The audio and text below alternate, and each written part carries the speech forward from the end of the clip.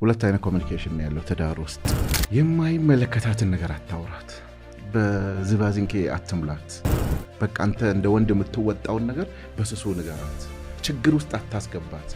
ገባ? እሷ የቤትህን ቤት ውስጥ ያለው ልጆችህን ምግብ ሁሉ ነገርህን ማኔጅ ማድረጉ ከበቂ በላይ ነው። መከፈል ካለበት ለቤት መቤት ነው። አንደኛ ደሞዝ ከምድር ላይ መከፈል ያለበት።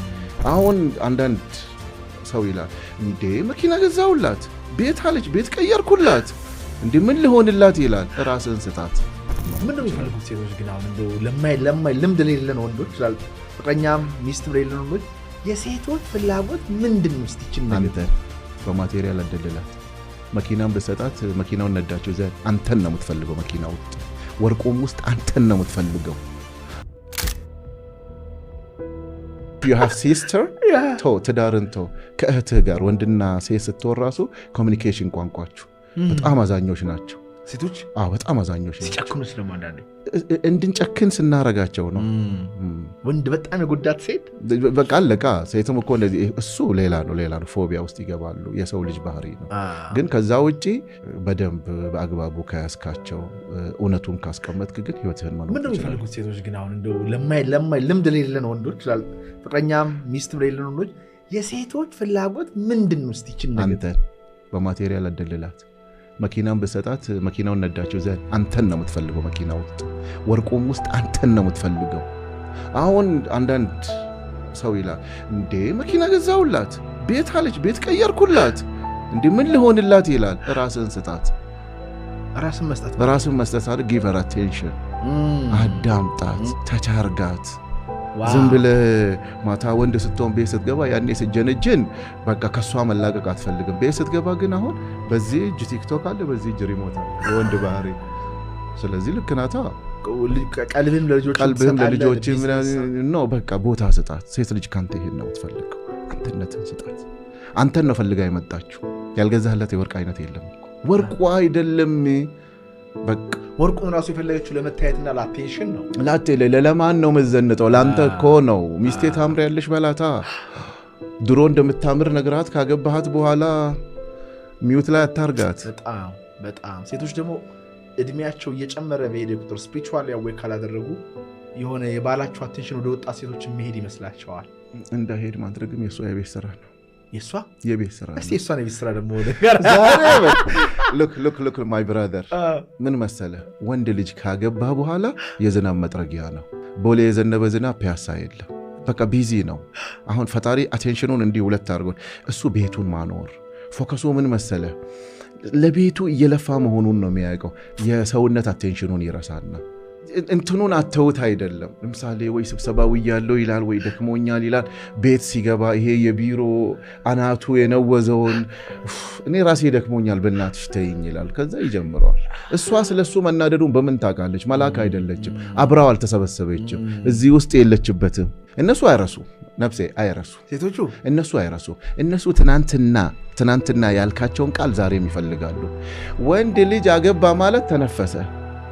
ከዚህ በኋላ ስራዬ ነው እንጂ ነው ቻው በቃ ምን አይነት ቤት ልጆቼ ምናምን እንትኑ ላይ ያተኩራል። ይሄ ማቴሪያል ነገር ላይ እንትኑ ላይ ስትራቴጂው ላይ ማድረጉ ላይ ማኖሩ ላይ ፕሊዝ ወንዶች አትሸወዱ። ልክ ቤት ስትገባ እንዴት ዋላችሁ ምናምን ብለህ ባይመችም ሚስትን አቀፍ አድርገህ እንዴት ነሽ አድርገህ መታ አድርገህ ለፍ። በቃ አድርገህ መታ ሚስትን ተፈቅዶላት መታ አድርገህ ለፍ። ዝም ብለህ እንዴት ዋላችሁ እያልክ እንትንህን እየፈታ ጣል አድርገህ አትሄድ። ምክንያቱም ለምንድን ነው ሰው ነው የፈለገችው። አዲስ ትዳር ውስጥ ያላችሁ ፕሊስ በደንብ አዳምጡኝ። ባሎቻችሁ ከውጪ ሲመጣ አትልከፉት። በቃ ልክ ሲገባ አትልከፈው። ምን ማለት ነው አትልከፉት? ኢን ኤሴንስ ትላከፋላችሁ ማለት አይደለም። ለምሳሌ ስልክ ትደውልለታለች፣ አላነሳም። ኦር ሳይለንት ላይ ነው፣ ኦር ስብሰባ ላይ ነው፣ ወይ ረስቶታል፣ ወይ መኪና ላይ ሰክቷል። የወንድ ባህሪ ነው። ይሄዳል። ቤት ሲደርስ ገና በሩን ስከፍት ምን ሆነ ነው ስልክ ማታነሳው? ዶንት ሴይ ዲስ ፕሊዝ። እኔ ራሴ ደክሞኛል፣ አናቴ ዞሯል፣ በእናትሽ ተይኝ፣ በቃ ያንቺን ጭቅጭቅ ይላል። እቺ ቀላል ፎርሙላ አለች። ልክ ቤት ሲገባ ማሬ ደህና ነህ ደክመዋል አይደል? ቦርሳ ብትቀበለው፣ ሀግ ብትሰጠው፣ ስሜቷን ገድባው ብታወጣ ጊልቲ ይሰማዋል። ልክ ስልኩን ሲያነሳ ወይኔ ማሬ ደውለሽ ነበር እንዴ?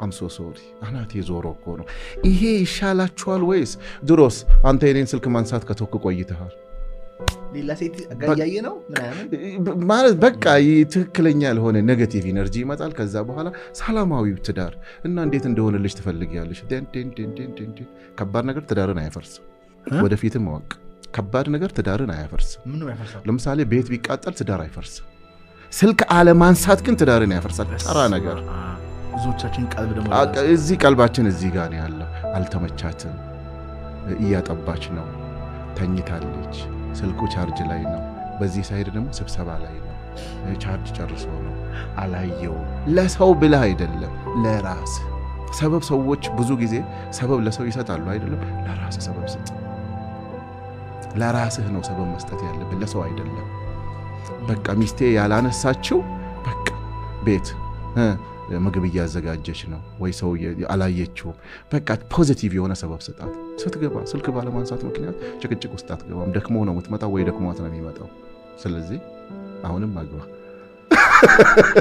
ያ አገባለሁ በጣም ብዙ ነገር እየተማርኩ ነው ስለ ትዳር አንድ ቅድም ያልኩ ጓደኛዬ በትዳሩ በጣም ስኬታማ ነውና አንተ ያልከኝ ጋር ሪሌት ስላደረገ ነው ሚስቱም ስራ ትሰራለች እሱም ስራ ይሰራል እሷም የስራን ቻሌንጅ ታውቃለች እሱም ቻሌንጅ አለበት ይግባባሉ አትሊስት ኮመን የሆነ ላንጉዌጅ አላቸው እዚህ ጋር እንድትነግረኝ የሚፈልገው ኮሙኒኬሽን ምን ያህል ጠቃሚ ነው ትዳር ላይ መግባባት ማውራት መነጋገር ቱ ዘ ዲቴል ወርዶ ይሄ ነው ያ ነው ብሎ መወያየትና ኮሙኒኬት ማድረግ ምን ያህል ጠቃሚ ነው ሁለት አይነት ኮሙኒኬሽን ነው ያለው ትዳር ውስጥ የማይመለከታትን ነገር አታውራት በዝባዝንኬ አትምላት በቃ አንተ እንደ ወንድ የምትወጣውን ነገር በስሱ ነገራት ችግር ውስጥ አታስገባት ገባ እሷ የቤትህን ቤት ውስጥ ያለው ልጆችህን ምግብ ሁሉ ነገርህን ማኔጅ ማድረጉ ከበቂ በላይ ነው መከፈል ካለበት ለቤትማ ቤት ነው አንደኛ ደሞዝ ከምድር ላይ መከፈል ያለበት ልጆችህን በሰላም አሳድጋ አንዲት ሴት ማብቃት ማለት ቀላል ነገር እንዲ ወንዶች እንደምንለው አይደለም ትልቁ ደሞዝ መከፈል ያለበት ለእናት ነው አላየውም አንተ እኮ ወደ ስራ ልትሄድ ስትል ልጅህን ስታነሳኮ እንደዚህ ታነሳዋለህ ሽንት እንዳይነካኝ ብለህ ማለት ነው ምክንያቱም ወደ ስራ ነው የምትሄደው እሷ ግን ያንንም ታርጋ አቅፋ ይዛ ማለት በቃ ትልቁ ክሬዲት የነሱ ነው ግን ኮሙኒኬት ስታረግ እሷ ማትፈልገው ነገር እንደውም አስተዋወስከኝ ኮሙኒኬሽን ውስጥ በባካችሁ ወንዶች አንጃጃል የፈለገች መልአክን ብትሆን ቅር ይላታል የእከሌ ሚስት ብለ የጓደኛ ሚስት ጋር ታድንቅ በቃ አታድንቅ እሷን መደነቅ ያለበት ኖ በቃ ማድነቅ ካልቻልክ እሷን ለምሳሌ የሆነ እኔ ቤት መተው ዋው የደሚና ሚስት የሰራችው ምግብ እጅ ያስቆረጥማል ሞመንት ይስተ ይገለብጣል በቃ ሄድኩኝ ቆንጆ ምሳ በሉኝ በቃ አንዳንድ ጊዜ ጀነራል የሆኑ ነገሮች አሉ ላይፍን የሚያኖሩ ችግር ሲፈጠር ይነሳል ሂድና ዛብላ my opinion don't take one my opinion ብዙ ጊዜ ማለት ነው በማይመለከት እንኳን በልቧ ታዝናለች በቃ ምድር ላይ ካለው ሴት መርጣ አገባሃት አይደለም ሌላ ሴት አታድንቅ እሷ ፊት በቃ ቻው ቻው ሴቶችም አንድ ነገር ልንገራችሁ ጓደኛዬ እኮ ዛሬ ጠርታኝ አቤት ይገዛላት ወርቅ ነው በቃ እሱ የሱ ሚስት ነች አንቺ የሱ ሚስት አይደለሽም አንቺ እኮ እዚህኛው ብር የሚገዛው ጋር ወይንም የማይገዛው ጋር ሚስት ነሽ አምነሽ አይደል የገባሽበት በቃ አናቱን አታዞሪው በቃ አለቅ ትዳር ሌላ ነገር አይፈልግም ሰው ነው የሚፈልገው ሰው መሆን ካልኩሌት አርጋችሁ አትግቡ ትዳር ውስጥ ብዙ ካልኩሌሽን ግን አለ እሱ ይሄው እያየ ነው አይደል እንዴ ለምሳሌ የሴቷ ወገን ብር ያለው ከሆነ ልጅቷን ሳይሆን የአባቷን ሀብት አፍቅሮ ይገባና ልጅቷን ያሰቃያታል ሌላው በጣም ታልናገረው ማላልፈው ነገር አንድ ነገር አለ ፕሊስ ወንድ ቤት ውስጥ ያላችሁ እህቶች ጓደኛችሁን እንዲያገባላችሁ ሉክ እህት ወንድምየው ቤት ውስጥ እኮ በቃ ኦልሞስት የሰይጣን ታናሽ ወንድም ነው አስቸግሯቸው ሲያገባ ይረጋጋል ብለሽ ጓደኛሽን እሳት ውስጥ እንዳታገቢ በጣም በቃ እንደዚህ አይነት ማህበረሰብ ውስጥ አለ በቃ አንዳንድ ጊዜ ኢቭን እንደ ሽማግሌ እንደ አባትም ቆም ብለን ማሰብ አለበት ሲያገባ ይረጋጋል ተብሎ ቀንድ ያለውን ወንድ ምስኪናዋን ሴት ፈልገው ይድራሉ ይሄው ማህበረሰብ ውስጥ ምናየው የማይመለስ ሽማግሌ ሼክ በለው ቄስ በለው ወስደው ወደ ትዳሩ እንዲገቡ ለምኖም ያስገባሉ። ይሄ ቀንድ ያለው ሲያገባ ነው የሚረጋጋው የሚባለው ነገር። ለራስህ የማትወደውን ነገር ለሰው አትውደድ። በእስልምና በጣም ክልክሉ ነገር ይሄ ነው። በቃ አላመንክም ነው የሚለው እምነቱ ራሱ።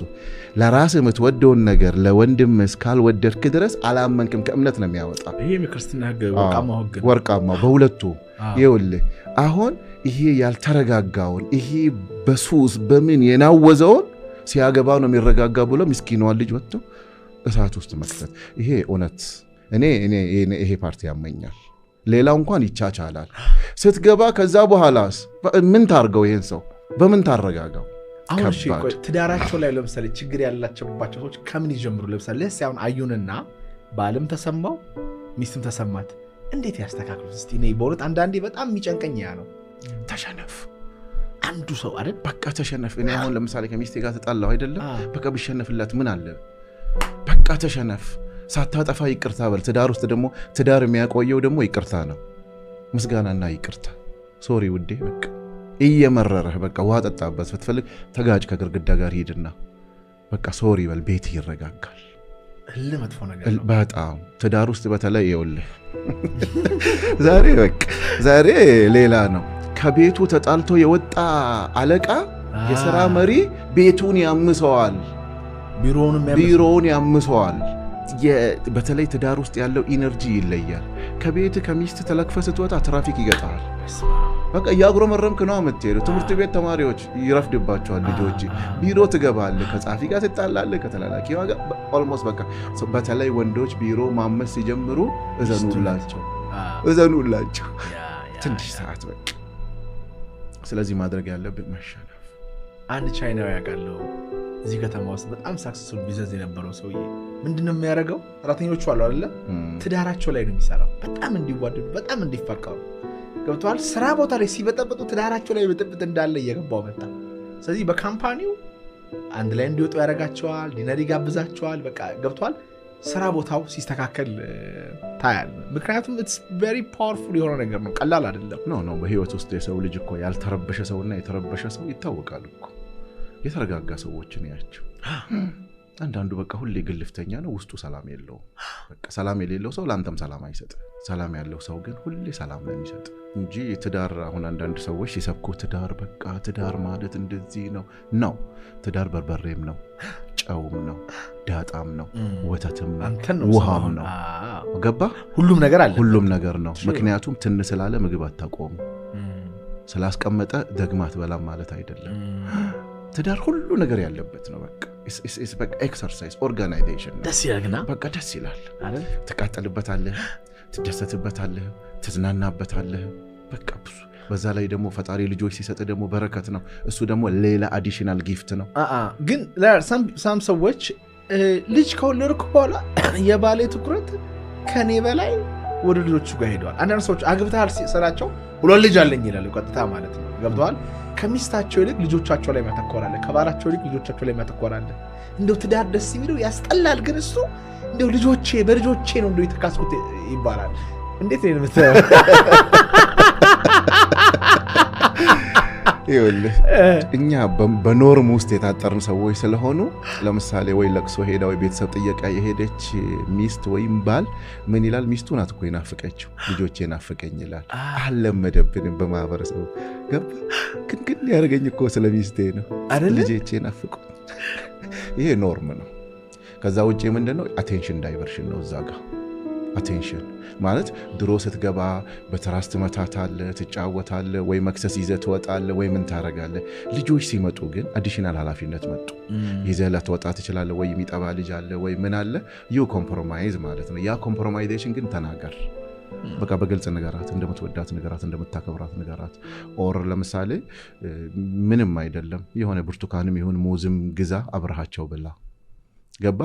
ወንድ በተፈጥሮ ቶሎ ዳይቨርሽኑ ይሄዳል። ሴቶች አይደሉም በዚህ ስታቱ፣ የወንዶች ነው። እሱ ወንድ ካገባ በኋላ እንትን ነው ሰርቬ ማድረግ ፈጣሪም ግዴታ የእንትን ትልቁ ኃላፊነት እኮ የወንድ ነው።